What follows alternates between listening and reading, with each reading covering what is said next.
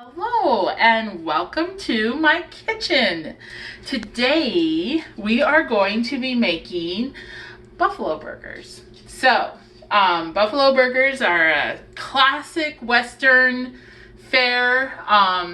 If you go to West Yellowstone, there's a wonderful restaurant called the Slippery Otter, and they make fabulous buffalo burgers and fabulous food in general. But I had a buffalo burger there and I wanted to try to pick apart their recipe. And so that's classic Chandra. If you ever go somewhere with me out to eat and I really like something and you see me going, I'm fooling around with my palette to see if I can pick out what's in there. And anyway, came home, and last summer I made these with some buffalo that we had in our freezer and we took them camping, and the boys, my boys being my husband and my son, actually said I made them better. So yay, I like it when that happens. So anyway, I'm here to invite you to show you how to make buffalo burgers. Now, the reason I like to make this, hold on, I see a little piece of bone, or no, it's just fat, but I don't like that. Okay, the reason I like to make this works well for any meat that is ultra lean. Wild game, I have a beef allergy, so beef is off the table for us. However, I can eat wild game and I can eat buffalo, bison. So those are two meats that we eat a lot when we can get our hands on them. And then, but they're ultra lean. So if you just try to defrost some buffalo and make it into burgers, they're gonna fall apart. They're not gonna be juicy. It's not gonna be a pleasant experience. Let's just put it that way. So the thing you have to do with ultra lean burgers is what I'm about to show you. So this will work for anything like that. If you have deer, elk, moose, anything. So here we have a pound. This is about a pound of just ground bison that I defrosted over a couple of days in the fridge, and now we're ready to add some things to it to make our burgers. So the first thing that we're gonna add is this is a 1/4 cup of just the plain panko bread crumbs from, obviously these must be from Walmart, great value. But I put them in my mortar and pestle to crush them super fine. Now, you don't want a burger that tastes like a slab of meatloaf. You will not taste these breadcrumbs. I promise you that. So crush them with your pestle or a rolling pin in a Ziploc bag would do the same principle. But crush them up till they're super fine and just sprinkle those on there. Again, that's a 1/4 cup for a pound. And then we're gonna add an egg. Egg is a classic binder. It will give us some moisture, and again, you're not going to taste it. They're so good. So first thing we're going to do is we're just going to get this mixed up, just these two ingredients with the meat.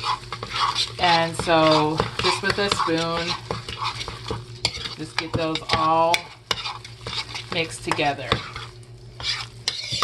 And then we're going to season these. Now, what I found I really like to do is not so much with bison, because bison really doesn't have a gamey taste at all. But in my opinion, neither does moose. But sometimes with deer and elk, they can have a gamey taste that some people don't enjoy. But so seasoning is always good, but especially if you have a little bit more gamey meat. But how I like to season these is this is a 1/2 teaspoon of onion powder. Sometimes I use just chopped up onion. This is a teaspoon of garlic powder. Okay. And then I do a little sprinkle of celery salt, And then I do about a tablespoon of, this is a rub, a dry rub for ribs. This particular one is the one from Costco. That's the, I think they call it rib and barbecue rub. So just kind of give that a little stir. And then I do a couple dashes, 2 or 3 dashes of this. I'm not going to say it because everyone has their own way of saying it. Worcestershire? I don't know. The W sauce. So a good little dash of that. And then I take a little parsley, dried parsley, a couple pinches, kind of squeeze them between your fingers as you're dropping them so they get nice and fine.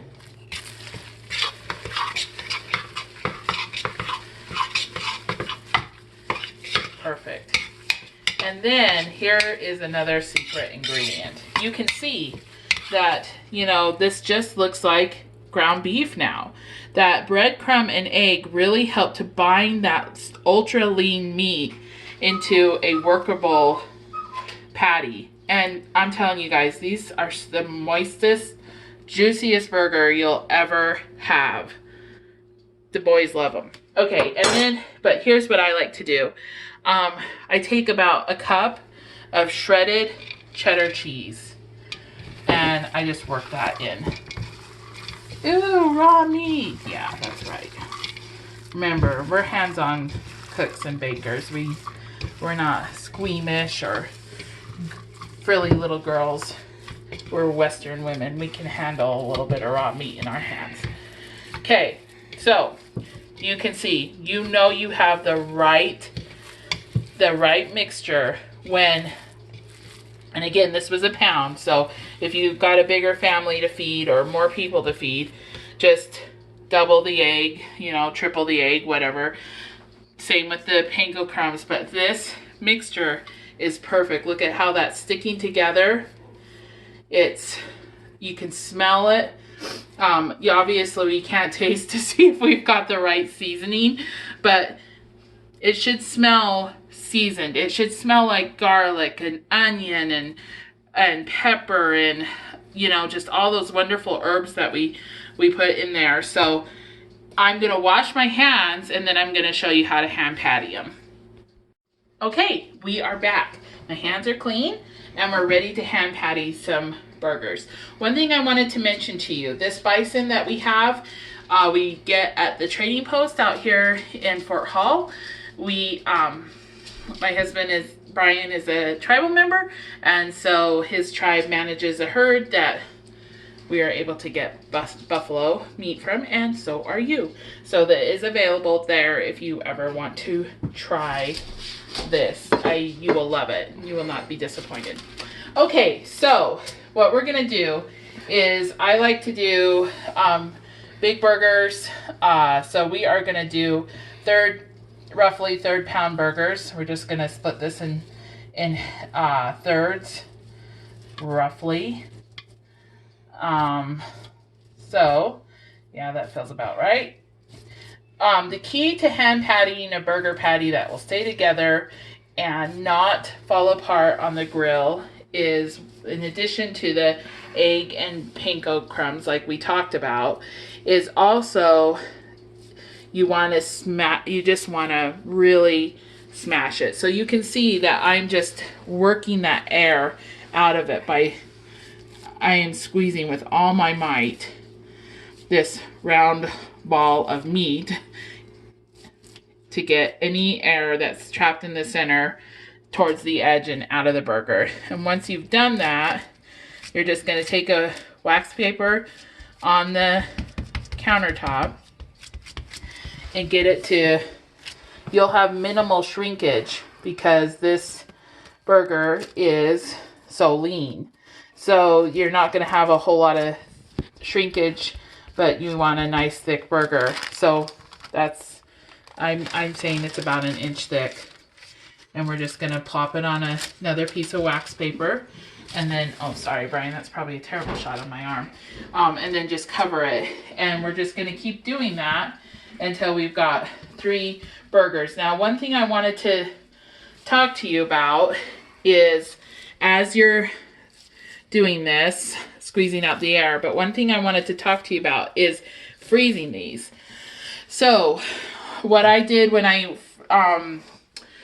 took them up camping is I did exactly this. I made them all into burgers and then froze them in between with wax paper in between. And then the night before we were going to have them, I took them out of our freezer from our camper and I defrosted them in the fridge overnight. And then they just grilled up beautifully. And oh, they were so good. Better than the frozen patties that you buy and cook. So there's number 2. And what I did is I just wrapped them in plastic wrap or freezer paper would work.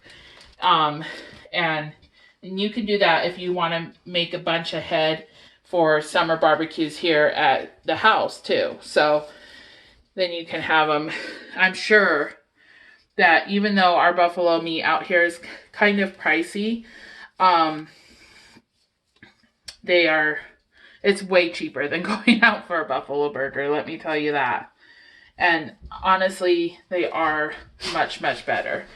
So the other thing I wanted to tell you about this is make them ahead about an hour to even overnight, because it will give those spices time to sit in the meat and kind of reconstitute the dry spices and everything to kind of meld together.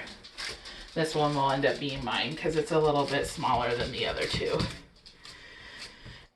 But look at that burger. Oh my goodness. Doesn't that just look delicious? If you're a vegetarian watching this, well, you're probably still drooling, let's just be honest. Okay, so those are our buffalo burgers. Now I'm just gonna wrap them up with some plastic wrap and stick them in the refrigerator to meld while I get the rest of dinner going. And then when we're ready to grill them, we're gonna grill these on charcoal tonight, assuming we have charcoal. I think we do. That Brian's our griller, so he's gonna take over on that part, but we're gonna grill these on charcoal tonight and we'll show you how they turn out. Hi guys, so Shawnee invited me in her kitchen by putting me on the back deck with the grill, and so I thought that was pretty awesome of her. As you know, we're making buffalo burgers, and Shawnee got them all prepped for us and stuff. All I get to do is cook them. And so today we decided we're going to cook them on charcoal. If you have the time to cook on charcoal, I highly recommend it. There are times when you just have to use a gas grill because of time constraints or whatever the case may be, or sometimes even if you're feeding a bunch more people, it's a lot harder to cook on charcoal a bunch of hamburgers or a bunch of hot dogs or bratwurst, whatever the case may be. So that's why you can see here in our backyard we have both a gas grill here and a charcoal grill here. So we love cooking on charcoal when we get the opportunity to. So what we've done is I started charcoals earlier today. Basically, if you've never started charcoals before, you take all your briquettes and you put them in kind of a pyramid right in the middle of your grill. And then you put your lighter fluid on there and you light them. And then you literally just leave the lid up and open, let it burn, and it'll be a big flame. And then the flame will go out, and then you just wait and watch. And when the charcoals turn gray, then you spread the charcoals out, close your lid, open your vent just a little bit. You don't want it too open. If you do too open, you're going to burn your charcoals real fast. If you go too close, you're going to actually smother them out. So just a little bit of opening there, and that will get your temperature to about 400 degrees. So, and that's about perfect for cooking hamburgers, in particular for cooking buffalo burgers. So you can see here on the inside, our briquettes are spread out. They're all charcoal. You can see it's still, they're gray. There's a little bit of black, but mainly gray in there. And if you were to put your hand right here, I mean, it is nice and toasty warm. You can actually even feel it when you're standing here. So the key to cooking any burger, honestly, but buffalo burgers in particular, you cannot and you do not want to overcook them. They'll get extremely dry. But B, you cannot and do not want to flip them a ton of times. So I'm going to teach you that trick on that. But literally, we're going to take all of our burgers right here. We're just going to take them off the way Miss Shawnee had set them up for us, right here in the center of my grill. And oh, you can just hear them sizzling already. It's beautiful sound. So, and that smell is just, I mean, even coming off these burgers already, guys, is just awesome. So I got that one off a little bit and on top of the other one, so I'm just gonna take it and just move it over just a hair to kind of get it right there. So since I'm only doing the 3 burgers, I'm centering them all right there in the middle of the center. Gonna close this back up. Now, my top had opened up some when I lifted it up, so I'm gonna close it back down just to make sure I keep that heat in there. And you will drop down temperature a little bit, keep that heat there. And then I'm gonna come back and check these in about 3 to 4 minutes, and we'll take a look at them. We may or may not turn them at that time. We don't wanna overcook them, like I said, but the key to an actually moist burger is to not flip it more than once. And what you're gonna be looking for when we come back is you'll see a little bit of blood will start pushing up through the top. And when we get that coming up through the top, it sounds kind of creepy to say it that way, then that's when we're going to turn it and we're going to push it back through the other way and let it actually cook itself that way with its juices. So we'll come back and check this in about 4 to 5 minutes. Love you guys.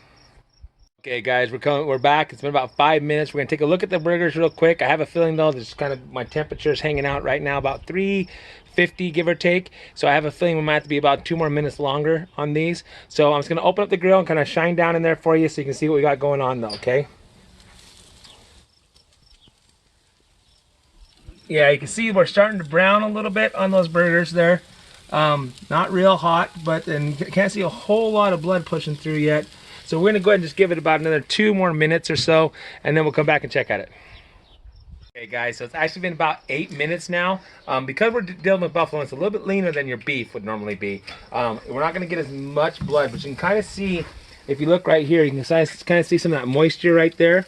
I hope you can see that anyway. And that's just kind of what you're looking for, is that moisture starting to push through. All right. So and you also look on the sides here, how it's kind of starting to wrap up around the edges there. So what we're going to do is we're going to take these things, we're going to turn them right over. Okay. Now, of course, the cheese makes it look a little bit different, but you can see how that's kind of looking there. And then we're going to watch for this moisture. You can see all this moisture along the edges here. Watch for that moisture to come back through again. Okay. And once that moisture starts to come back through again, we will be done. So we're probably looking at about, give or take, another 6 minutes or so on this side. Is that it? That's it. We'll see you in a minute. All right, guys, we're back. So it's been about that 6 minutes I told you it'd be. And if you take a look at them, I already kind of came out and tested the one here. But you can kind of see, like, let's look at this one here, for example. You can kind of see that clear juice right there on top. Right? That just means you're done. So what you do is take one more time, turn it over, and put it on the plate, guys, and we are good to go. So the only other thing I want to make sure you know about cooking on charcoal, and I'm sure most of you who know how to cook on charcoal or grill or whatever, you already know these things, so I'm preaching to the choir. But you can see how you have all your things down there. While the grill is still hot, it's the best time to kind of clean off any cheese, anything like that you've got going on. So let it fall onto those charcoals, it'll burn up in there. And then once you get that all in there, and I'll clean that off better in a minute here, but once you get that all in there, then all you're going to do is you're going to close down your lid here, open up your vent all the way. And if you have a double vent system like down below like I do, you'll open up both all the way. It'll burn those charcoal briquettes out faster for you, so you don't have to worry about your house being caught on fire later on or something like that. So anyway, I love you all. I hope you enjoyed this, and we know we're going to enjoy these. So we love you. We'll talk to you soon. And I guess I get to close it. Miss Shauna didn't want to come back to show off her buffalo burgers, so I'll do it for her. So I'll tell you this. I love you. We love you. God loves you. And God's got this.